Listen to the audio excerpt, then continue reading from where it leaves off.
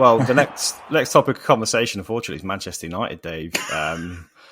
And the state of the club at the moment. And yeah, you laugh, but I mean, there's so many situations, so many issues coming to United at the moment that just raise so many questions about the way the club's been run over the last 15 years or so. And let's start a few. The way the Jadon Sancho situation is at the moment, the fact that Manchester United have got the highest loss of net spend over the last, decade or so. Mason Greenwood, the handling of that situation, the fact that we signed Antony, even though he's got so much hanging over his head. The list goes on and on and on, doesn't it? But can I start with you, Dave, and say, is there any one of those situations that's made you feel more concerned than any of the others? Or is it literally a culmination of a culture at United that just isn't right at the minute? Oh, for sure, it's a culmination. It seems to be one thing after another at the minute. That's the thing. We don't seem to go even a matter of days without hearing something else, about the club. And it's just been really ugly. That's the matter of it, especially, the last few weeks. The whole situation around Mason Greenwood, United not making a decision one way or the other, and it looks like it all came out apparent now that they actually plan to keep him. It was only on the back of, obviously, the social media reaction and the media reaction itself that, obviously, they redrew their plans. And but I've seen ridiculous things as well. Like I think it was at the Times that apparently United did all the PR for Getafe when they were unveiling him, which is another ridiculous thing. But it just wouldn't surprise you at all.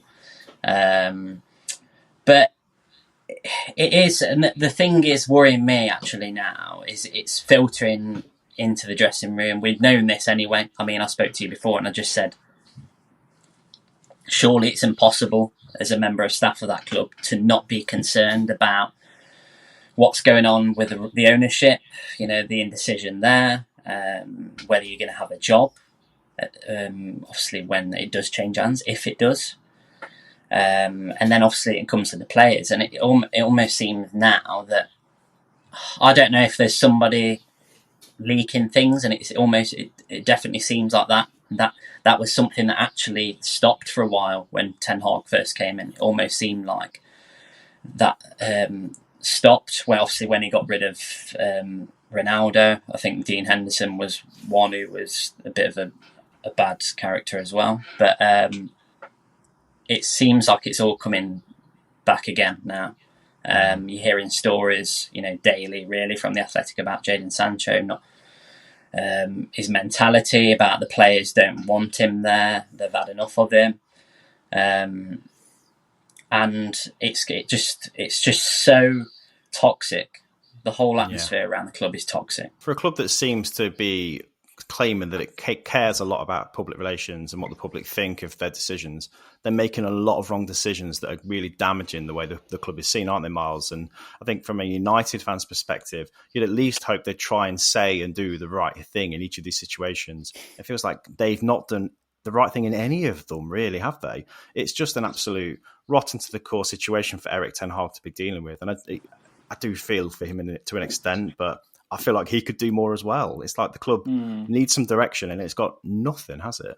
Yeah, because I think that's the most troubling thing. It doesn't matter what scale we're talking about or what area of the club we look at. There's issues all over. So the treatment of the fans, we've talked openly for a long time about how poor that can be. And there was I think a story came out today about how the club shop sold out of the character needed for Højlund's name. So fans couldn't purchase the shirt for the first 2 months of his signing. Like little admin things like that are going wrong. Then you look at on the pitch issues, and realistically United's form has been quite poor. They failed to address a lot of the areas that they needed to in the transfer market again. And obviously Dave touched on the Jadon Sancho issue, which seems to bubble on in the background, and that causes unrest. And then you've got much larger financial issues. I think they're talking about a loss of £1 billion, which is astounding when you're in a cost of living crisis that a club like Man United can throw that money away like that when they're being put on the market for upwards of 5 billion, was it, Dave? Might even be more than that, maybe 10. 6, don't they? 10 now? Or something ridiculous. I don't know. It's whatever it is, it's ludicrous. And that's just the running of the club. And then you think of the morality issues around them as well. Like we touched on the issue with Mason Greenwood. We've talked about that a lot. I still find it despicable, the welcome he's getting in Getafe and the way that that's been handled, I think is shocking. And now obviously everything's coming out about Antony. And I'm reluctant to say too much on that because we don't know the ins and outs of the case with him in the same way that maybe we did with Greenwood. I think there is some evidence and things that is circulating around. I've not seen much myself. I've seen Antony's comments, and you don't want to jump the gun with that and say, well, he's done exactly the same thing.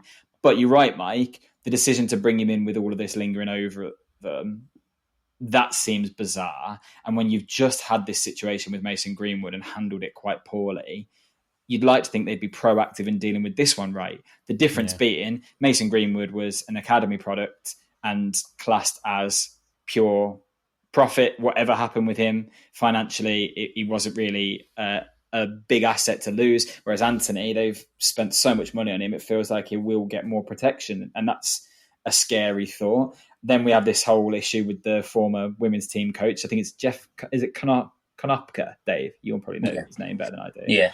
Who, a convicted sex offender and paedophilic crimes against girls under 16, and they're inviting him to the first WSL game at Old Trafford. It's just, they're so short-sighted, Man United. They don't think anything through. They seem to be able to defend anyone they want as long as it seems good for business in some way.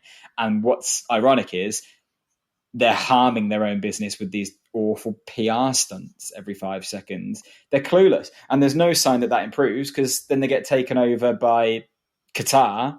And then who knows? There's a whole new debate around that then. Mate, I feel for you two, I'll be honest.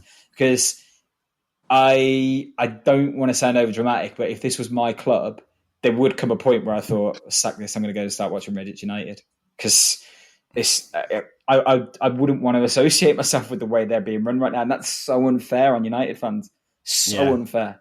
The situations where, like for the Greenwood situation, I was genuinely thinking if they decide to stick by Greenwood and publicly go, yeah, we've decided what we've seen doesn't give us sufficient evidence to, to say he's guilty or whatever, or, we'll stand by the player, rehabilitate him or whatever. And then he starts running out at Old Trafford. I'm not sure how I'd explain that to my girls. I really don't think that's justifiable at all. We know what he's said and what he's done. It's been recorded. So that would have really tested my loyalty to the club. But my loyalty is not endless. I think there's a lot of fans whose loyalty isn't endless. We just want to see our club back in the hands of people that care. What's the ideal situation from here on in? It's become that desperate. I actually think fans will take any owner at the minute who actually wants to care about the club, wants to make, the right decisions for the sporting reasons, but then obviously making the right decisions, Well, we had this conversation with Newcastle, didn't we, as well? How Newcastle fans were so conflicted about coming away from the Mike Ashley era into the Saudi era as well. And, they will get success, but at what cost? And I don't really know if I still feel comfortable with Qatar taking over. I really don't. But then what's the alternative? There's none. It's stick as we are or sell your soul to the devil. What would you take?